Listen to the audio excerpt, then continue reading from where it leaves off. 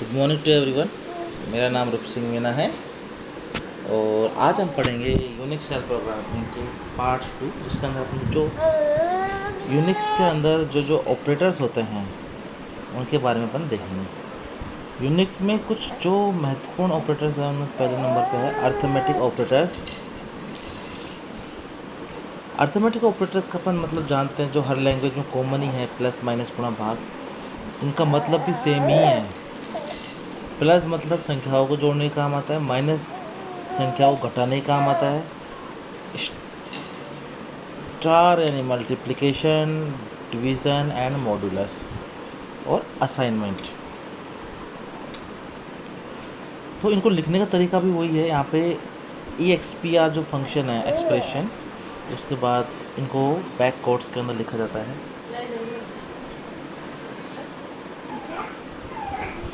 तो arithmetic operators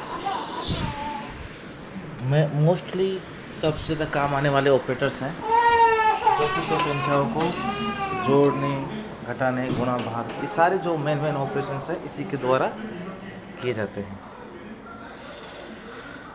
इनको लिखने के लिए अपन एक्सप्रेशन फंक्शन के बीच में एक्सप्रेशन उसका यूज़ करते हैं, $A प्लस $B, यानी कि दो वेरिएबल्स हैं, उनको जोड़ने के लिए अपन काम में ले रहे हैं। बैक कोड्स जो अपन ने कमांड सब्स्टिट्यूशन में काम दिया था, उसके अंदर इनको लिखा जाता है। सारे कॉमन है। डिवीज़न के अंदर उस संख्या का जो फ्रैक्शनल पार्ट है, ओरिजिनल नंबर 10 वाला वो रिटर्न करता है, और मॉडुलस के अंदर जो शेषफल होता है उसको रिटर्न किया जाता है। इसके जो बाद में है असाइनमेंट ऑपरेटर, जिसके अंदर किसी एक वेरिएबल के अंदर दूसरी वैल्यू असाइन की जाती है। जैसे कि $B लिखा है, इसका मतलब क्या है कि एक वेरिएबल के अंदर $B की वैल्यू असाइन की जा रही है।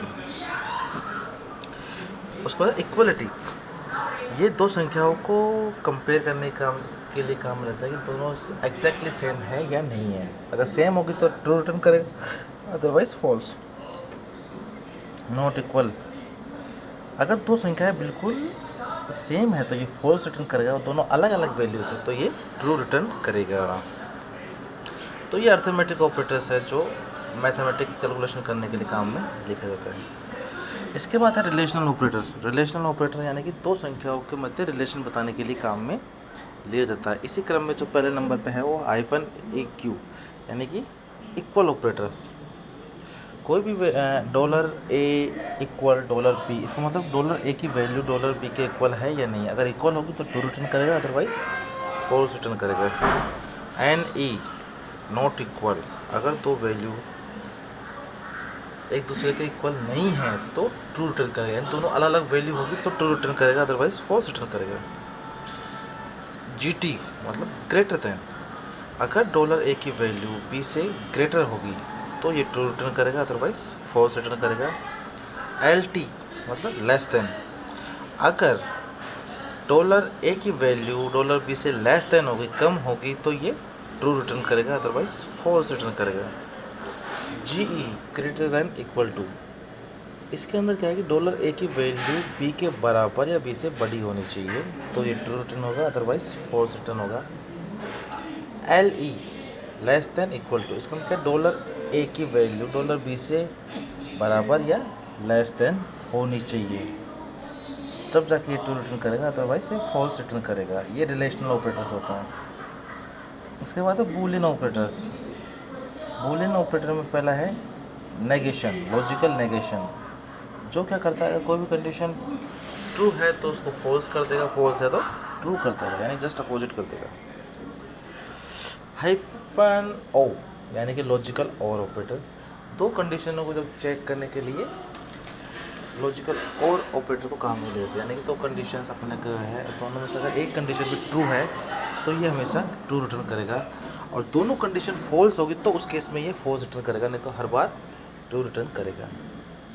-A यानी कि लॉजिकल एंड, ये इस ऑपरेटर को जब काम में लेते हैं जब दो कंडीशंस को चेक करना है, और दोनों का जो अगर दोनों अलग अलग ट्रू होगी तो ही इस पूरे कंडीशन का आउटपुट ट्रू आएगा। इसके बाद स्ट्रिंग ऑपरेटर्स। अपन मानते हैं कि ए बराबर ए बी सी वैल्यू है और बी बराबर E F G, upon just for in operator को समझने के लिए। तो पहला है इक्वल, अगर दोनों वैल्यूज ऑपरेंड्स इक्वल होंगे तो ये ट्रू रिटर्न करेगा, अदरवाइज फॉल्स करेगा। जैसे dollar A equal to dollar B अलग अलग है तो फॉल्स आएगा हमेशा। Not equal, if both operands are not equal then it's true, तो यहाँ पे दोनों इक्वल नहीं है इसलिए ट्रू रिटर्न आएगा। Hyphen G Z, check if given string operand value size is 0, अगर उसकी जो स्ट्रिंग की लेंथ है वो 0 होगी तो ये ट्रू रिटर्न करेगा, अदरवाइज ये फॉल्स रिटर्न करेगा। हाइफन एन, अगर कोई भी स्ट्रिंग की साइज नॉन 0 है तो ये ट्रू रिटर्न करेगा। स्ट्रिंग की जो लेंथ है वो नॉन 0 होना चाहिए, 0 नहीं होनी चाहिए। That's it. और एस टी आर, अगर कोई भी ये स्ट्रिंग, कोई भी जो वैल्यू है ऑपरेंड्स वो स्ट्रिंग है या नहीं है, ये चेक करने के लिए काम में लिया जाता है इसको। तो ये कुछ मेन ऑपरेटर्स थे यूनिक्स के अंदर काम आ जाता है जो शेल प्रोग्रामिंग में। अब इसके अंदर डिसीजन मेकिंग के लिए कौन कौन से कमांड्स स्टेटमेंट दिए गए वो देखेंगे। पहले नंबर पे है if else statement. If else statement में क्या है कि जैसे कोई भी कंडीशन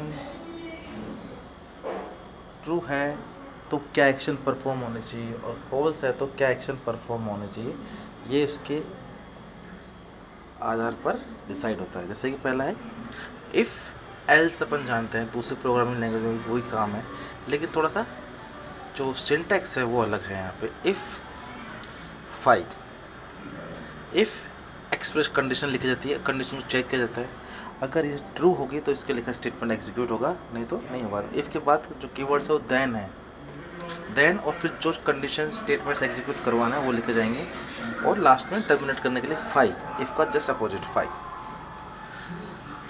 नेक्स्ट है if else five, if condition check लिखी जाती है, अगर कंडीशन ट्रू होगी देन जो कंडीशन एग्जीक्यूट होनी है वो लिखी जाएगी, एल्स जो कंडीशन फॉल्स होने पर एग्जीक्यूट होगी वो कंडीशन यहाँ पे लिखी जाएगी, और लास्ट में फाइव टर्मिनेशन कंडीशन। और अगर अपने को बहुत सारे इफ एल्स काम में लेना हो तो इफ़ कंडीशन देन जो कंडीशन के ट्रू होने पर एग्जीक्यूट होंगे स्टेटमेंट वो लिखे जाएंगे, और ELIF एल्स इफ़, और दूसरी कंडीशन जिसको चेक करना है, अगर कंडीशन ट्रू होगी तो इसके नीचे वाले स्टेटमेंट एग्जीक्यूट होंगे। अगर मान लो इनमें से कोई भी कंडीशन ट्रू नहीं होगी तो एल्स वाला पार्ट होगा एग्जीक्यूट स्टेटमेंट, और ये फाइव। फिर है केस ईसेट स्टेटमेंट, यानी कि जो कि स्विच केस की तरह है। केस वर्ड, जो वर्ड से अपने को मैच करना है इन पैटर्न वन, पैटर्न वन को इस वर्ड से मैच करेगा। अगर ये पैटर्न इससे वर्ड से मिल गया तो ये कंडीशन, ये स्टेटमेंट एग्जीक्यूट होंगे। ये मैच नहीं हुआ, दूसरा पैटर्न मैच हुआ तो दूसरी, ये वर्ड अगर पैटर्न टू से मैच हुआ तो ये वाली कंडीशन एग्जीक्यूट होंगी। पैटर्न थ्री, अगर ये वर्ड पैटर्न थ्री से मैच होगा तो ये कंडीशंस एग्जीक्यूट होंगी, और लास्ट में केस का अपोजिट। तो इस तरीके से इसके अंदर केस स्टेटमेंट को यूज़ काम में लिया जाता है। इस लेक्चर के लिए इतना ही। Thank you very much.